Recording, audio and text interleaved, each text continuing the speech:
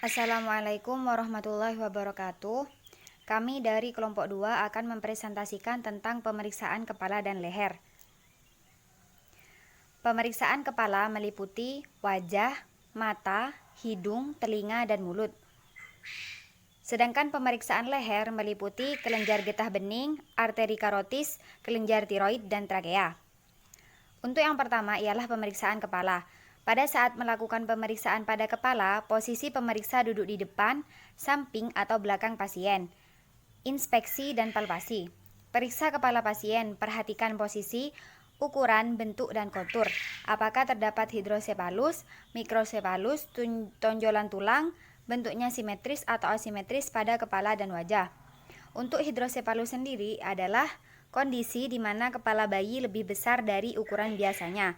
Untuk orang dewasa dan anak-anak biasanya ditandai dengan sakit kepala, gangguan penglihatan, kesulitan kognitif, atau kebingungan mental.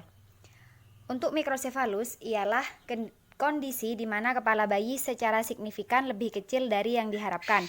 Biasanya disebabkan oleh perkembangan otak yang tidak normal. Untuk wajah, menggunakan inspeksi dan palpasi. Inspeksi dengan perhatikan fitur wajah pasien, melihat kelopak mata, alis, lipatan nasolabial, dan mulut untuk bentuk dan simetri. Jika ada asimetri wajah, perhatikan apakah semua fitur di satu sisi wajah terpengaruh atau jika hanya sebagian wajah yang terlibat.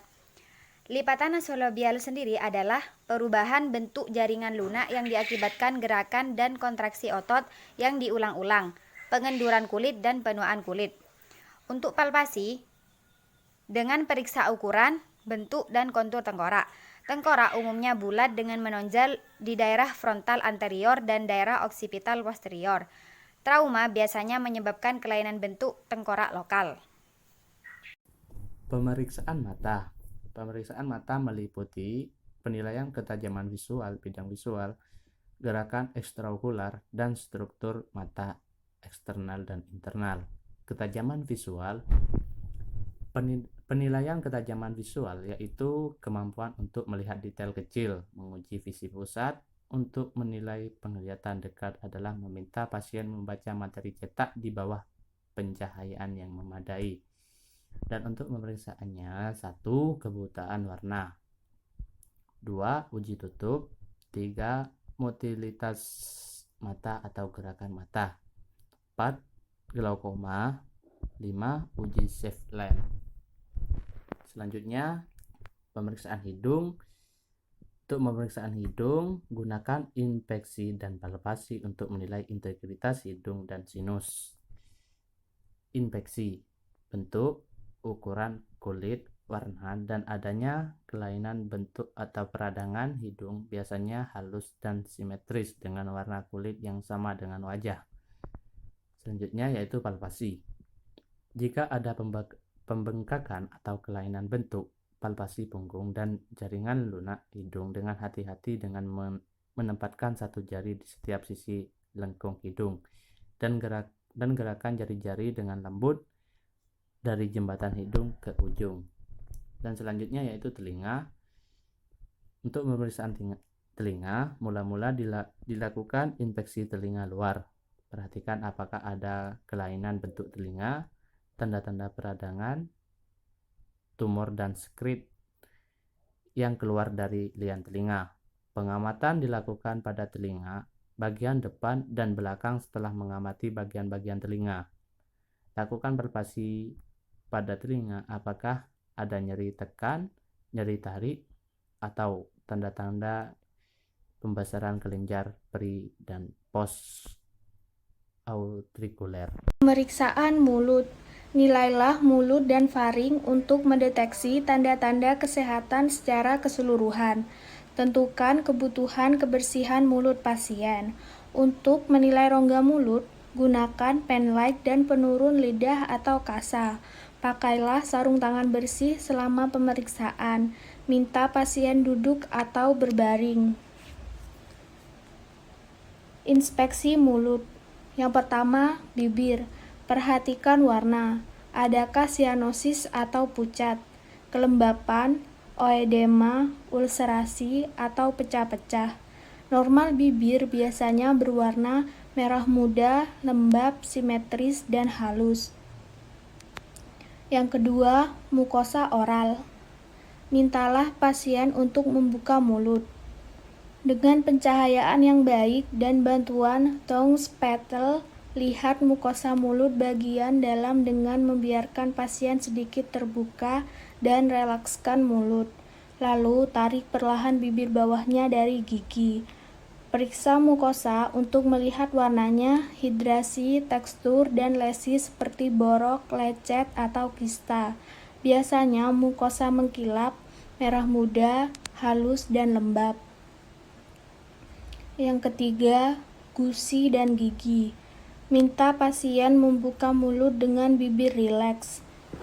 Gunakan penekan lidah untuk menarik kembali bibir dan pipi, terutama saat melihat geraham. Perhatikan warna gigi dan adanya karies gigi atau rongga, karang gigi, dan tempat pencabutan gigi. Gigi normal dan sehat, halus, putih, dan berkilau. Yang keempat, langit-langit mulut atau palatum. Menilai warna dan bentuk langit-langit mulut, adakah torus palatinus. Yang kelima, lidah. Minta pasien mengendurkan mulut dan menjulurkan lidah keluar setengah. Gunakan senter untuk penerangan, periksa lidah untuk warna, ukuran, posisi, tekstur, dan lapisan atau lesi. Lidah normal berwarna merah sedang atau kusam, lembab, sedikit kasar di permukaan atas, dan halus di sepanjang tepi lateral. Yang keenam, faring. Mintalah pasien untuk membuka mulut. Dengan bantuan tongue spatel, lidah kita tekan pada bagian tengah. Mintalah pasien mengucapkan A, perhatikan warna atau eksudat, simetri dari langit-langit lunak. Adakah faringitis, paralisis syaraf kranial ke-10? Yang selanjutnya, pemeriksaan leher. Yang pertama, otot leher. Inspeksi otot leher. Periksa leher dalam posisi anatomi yang biasa, dengan sedikit hiperekstensi. Amati simetri otot-otot leher.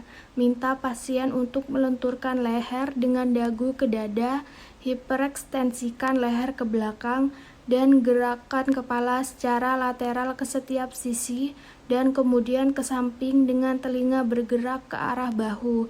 Ini menguji otot-otot sternocleidomastoid dan trapesius. Pemeriksaan trakea. A. Inspeksi. Inspeksi trakea untuk melihat adanya deviasi trakea, simetris, asimetris. B. Palpasi.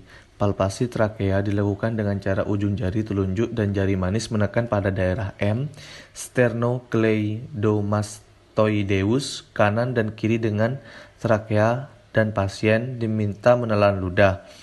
Bandingkan daripada kedua sisi. Bila kedua jari tangan bisa masuk, maka posisi trakea normal. Tapi bila salah satu jari ada yang terhalang masuk, artinya ada defisi ke arah sisi ini. Yang ketiga yaitu pemeriksaan kelenjar limfonodi. A. Inspeksi dilakukan untuk melihat adanya pembesaran peradangan pada limfonodi, seperti penyakit tuberkulosis, limfoma maligna, metastase HIV atau AIDS. Yang B. Palpasi pada keganasan kelenjar getah bening, terutama limfoma dinilai kelenjar mana saja yang membesar, multipal atau tunggal, permukaannya mobile atau terfiksasi, konsistensi, nyeri, tekan atau tidak, adakah luka pada kelenjar tersebut. Terima kasih atas perhatiannya, kurang lebihnya mohon maaf. Assalamualaikum warahmatullahi wabarakatuh.